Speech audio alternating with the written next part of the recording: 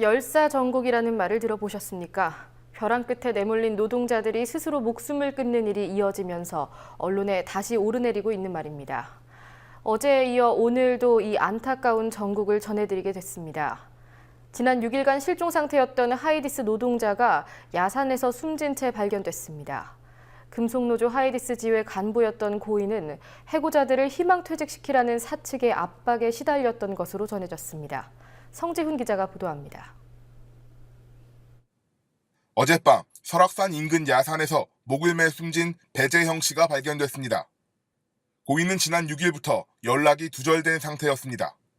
숨진 배재형 씨는 기술 먹튀 논란으로 제2의 쌍용차 사태로 불리던 하이디스의 노조 간부였습니다.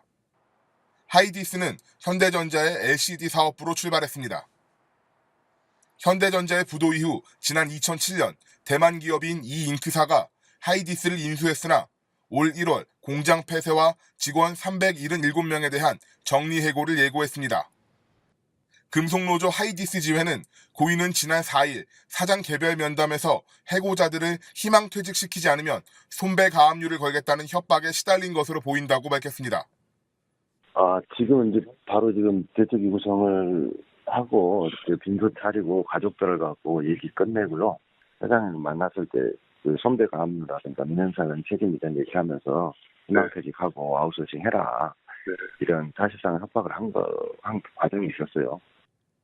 어제 양욱원 이지테크 분회장의 부고에 이어 곧바로 전해진 노동자의 사망 소식으로 노동계는 암울한 상황을 맞고 있습니다. 지난 3월 7일에는 부산의 대표적 막걸리인 생탁을 생산하는 부산 합동양조의 노동자가 자택에서 숨진 채 발견됐습니다. 경찰은 심장마비로 인한 사망으로 추정했지만 노조와 시민사회는 사회적 타살이라고 주장합니다. 부산 합동양조의 노동자들은 노동조건 개선 등을 요구하며 370일 넘게 파업을 이어가고 있습니다.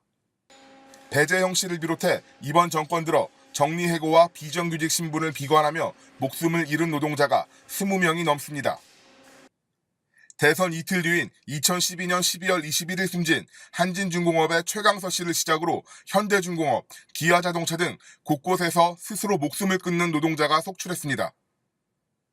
당시 많은 노동자들이 잇따라 목숨을 끊으면서 열사정국이라는 말까지 나왔지만 노동자들이 스스로 목숨을 끊는 상황은 지금까지 이어지고 있습니다. 거대한 자본의 힘을 넘어설 수 없는 이런 현실 속에서 정말 안타까운 죽음들이 이어지고 있는데요.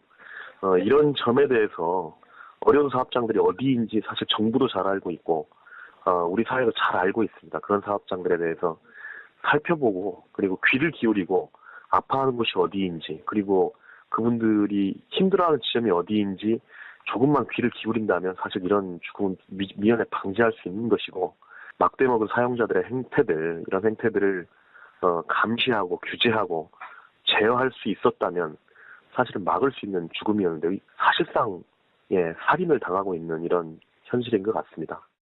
2013년에는 기아자동차 해고자인 윤지영 씨와 삼성전자 서비스 최종범 씨를 비롯해 많은 노동자들이 정리해고로 인한 빈곤과 노조 탄압에 따른 스트레스 등으로 목숨을 끊었습니다.